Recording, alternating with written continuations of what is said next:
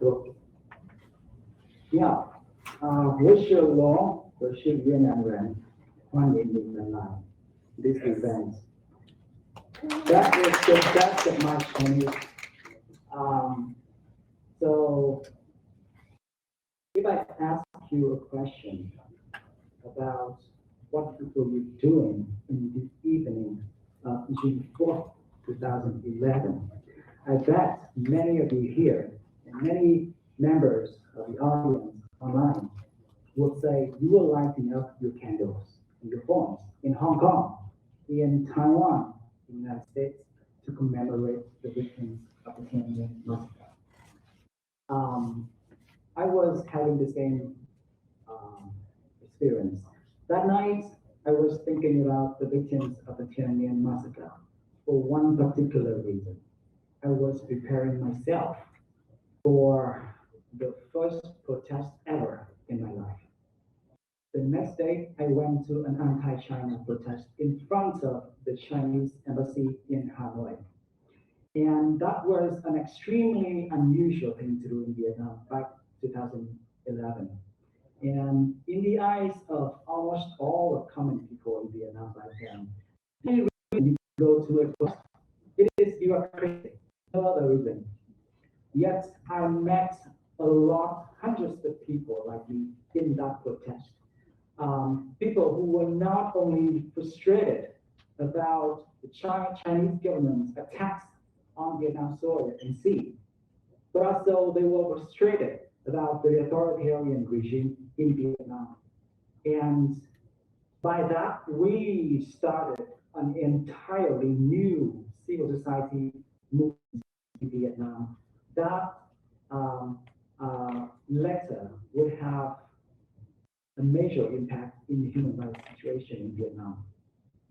And today I'm going to share with you an overview picture of the civil society movement in Vietnam. But can I see my presentation, please?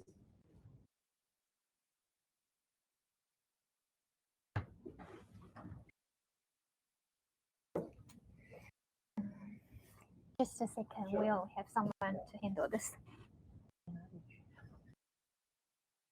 Oh, sorry.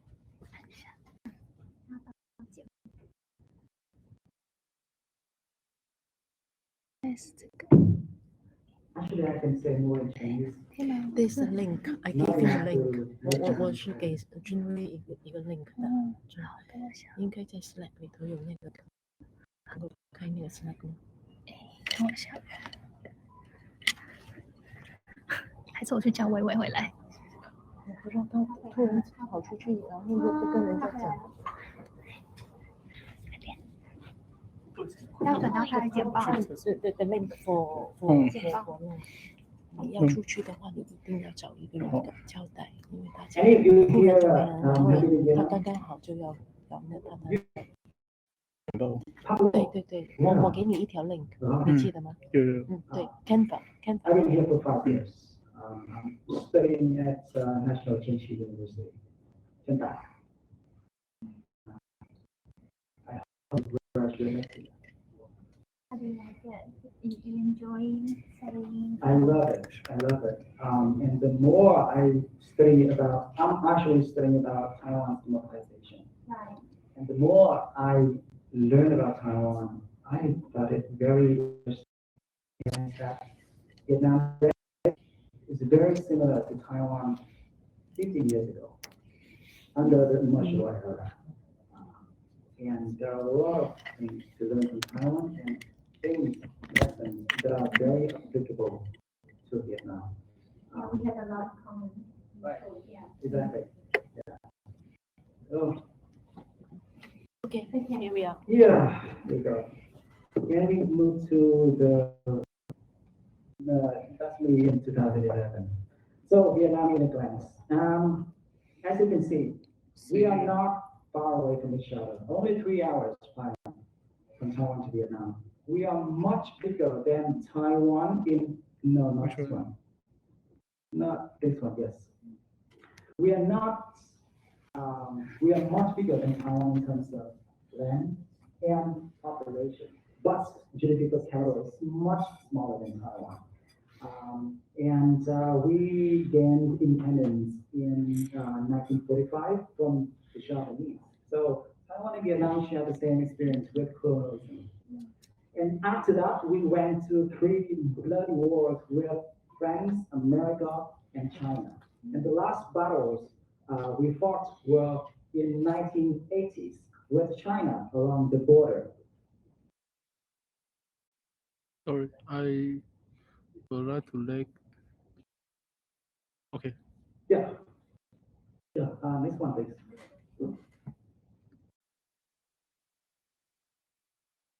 Now, if you are not familiar with politics in Vietnam and you want to have a quick understanding of it, just think of Vietnam as a little China. We have been ruled by the Communist Party of Vietnam since 1954 in the north and since 1975 in the entire country when the Vietnam War ended. The Communist Party controls all 3 branches of government and control both central and local governments. And there is no other political party legally operating in Vietnam. We, like China, we used to have a centrally planned economy, just like China before 1978. Now, if China started its economic reform in 1978, Vietnam did the same 8 years later. In 1986, GDP was established in Taiwan, and we started our own economic reform. And now we are the capitalist economy. Just like China, we have private corporations. We have billionaires listed by the Forbes magazine. So we have, after 5 years of reform, we have developed a capitalist state. Although the Communist Party is still there, the country is not the communist society anymore. We also a police state with policemen and women dominating a lot of high positions in the central government and local government. And they are playing a very big role in controlling the society and protecting the communist regime. We also a censorship state. That there's no information that is against the Communist Party is allowed and is considered criminal. So as you can see, Vietnam today is pretty much like Taiwan 50 years ago under the KMT regime. And we are trying to have a democratization that Taiwan has had over the past 35 years. Next one, please. Here's a few numbers for you to take a quick overview of rights in Vietnam. And we are a little bit better than China, actually. As you can see, China is ranked a little bit lower than Vietnam. So we are a little bit better. And one good thing about Vietnam, next one, please. One good thing about Vietnam that we don't have a great firewall like China is. So in Vietnam, we can access to Facebook, Google, Wikipedia, almost everything, except a few independent websites that are critical of the government, including 2 magazines that I'm running now.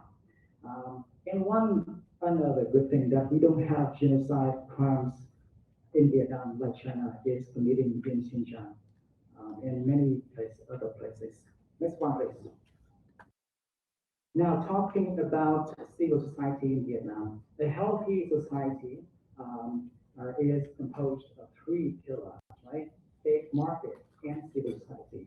For decades, the Communist Party of Vietnam controlled all 3 pillars, and there was no market, there was no civil society. But since the economic reform in 1986, we have gradually developed 3 pillars of society.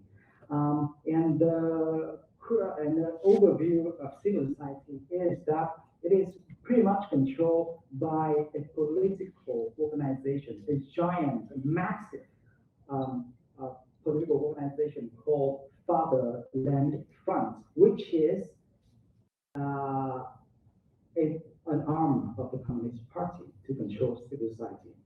Registration is not for everyone. You cannot just go to the government and register your civil society organization. No, only those who are closely associated with the government can do so. And even if your organization, your proposal, it has nothing to do with overthrowing the regime, nothing to do with criticizing government politically, the chances are you cannot register. And if you are a political group who publicly criticizing the government, no chance you can register. Now, the government control funding. Of course, they are providing funding for CSOs, and they also control funding coming from overseas. Now, all funding from overseas, UNDP, INGOs, everything coming from overseas must go through the government, and the government approves your funding. They also control operations. If you are organizing a workshop like this, there will be policemen sitting somewhere in the corner, watching you, record everything, and report it back to their superior. Criminalization of civic activism is very clear. It's just like China. Yeah. And we have now more than 200 activists in jail now. Next one, please. When we talk about civil society in Vietnam, there are two major parts. The registered CSOs, who are closely associated to the government, and they are fully funded or partly funded by the government. And we actually have 5 civil society organizations given mandates by the Constitution: the Youth Union, Farmer Union, Worker Union, and the Fatherland Front. And they are mostly assisting the government in implementing public policies, meaning that they are not being critical of the government, but helping the government to implementing public policies. Their work is not very much political, mainly non-sensitive issues. But a few of them, I have to give them credit that they are playing a very important role in getting young people, getting communities organized, and mobilizing people and providing them medium for a pretty much meaningful political discussion. But overall speaking, they are choosing a non-confrontational approach. Next one, please. Now, the second part is non-registered CSOs. They can be clubs, they can be fellow women associations, but most of them are non-political. But a few of them are taking a very dangerous, very risky path in challenging and confronting the government. They are called human rights organizations. And some of them function as de facto political parties, just like the Khumta magazine in Taiwan before, right? And because their work is risky, more than 200 of them are in jail. Next one, please. Here are the prominent faces of civil society organizations in Vietnam, and one of them is this woman, who is my colleague, who are my co-founders, and she is going to trial in 3 days in Hanoi, and she's facing 12 years in jail. Next one, please. When we talk about civil society in Vietnam, there is a major actor who are contributing a lot. They are overseas CSOs. As a result of a lot of waves of refugees throughout histories in Vietnam, we have 5 million Vietnamese people living around the world. And now they are actively promoting democracy and human rights in Vietnam, trying to make political changes in Vietnam. And these are the prominent faces of the overseas CSOs.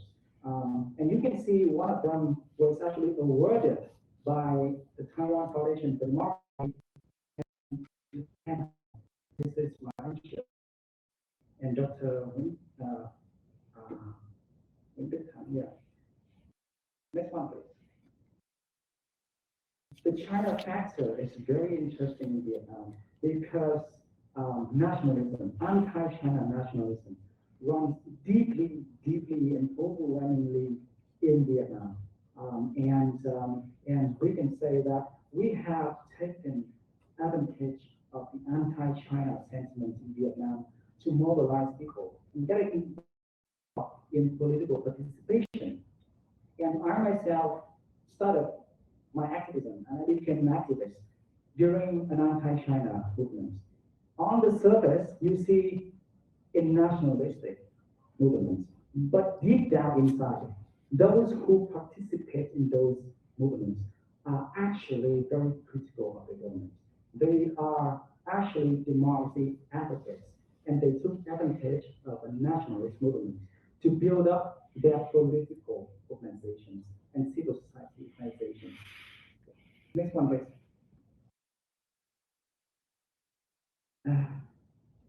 Next one, please. We have made some success. Now, after decades of fighting, of advocating, we have normalized a lot of sensitive issues in Vietnam. 10 years ago, when I went to my first protest, people were asking a very basic question: are we allowed to protest? That was the central question of that movement. And then throughout over the past 10 years, we have made it a normal thing in Vietnam. Now people don't ask such questions anymore. And in the past 10 years, we have a lot of protest movements, and most of them are anti-China movements. 2011, 2012, 2013, 2014, 2016, 2018, and one of the protest movements unfortunately involved some Taiwanese manufacturers in Vietnam. We destroyed, some people destroyed some Taiwanese manufacturers in the south of Vietnam because they recently considered that Chinese manufacturers. And we have made human rights a widely accepted idea in Vietnam. Now we're actually proactively taking the position of making human rights their official agenda. So they put it in schools, in the media, and they actively talk about it. It's not a taboo topic anymore, and it is a big success. Next one, please. Can you move to the next one? Yeah. We have problems, a lot of problems, and we have the registered CSOs not taking a more challenging and more confrontational approach, and they remain in their very comfortable and very safe zone. So their effectiveness is very limited. But in the non-registered NCSOs, they lack professionalism. They lack even human rights knowledge. And many of them are actually, unfortunately, spreading undemocratic narratives. That's a very unfortunate situation. And since 2016, with the decline of democracy around the world, and with the Vietnamese Communist Party taking a hardline position, they have been aggressively cracking down on the movement. And we have seen a major decline of the civil society movement in Vietnam since then. Now, one last thing I want to share. Next one, please.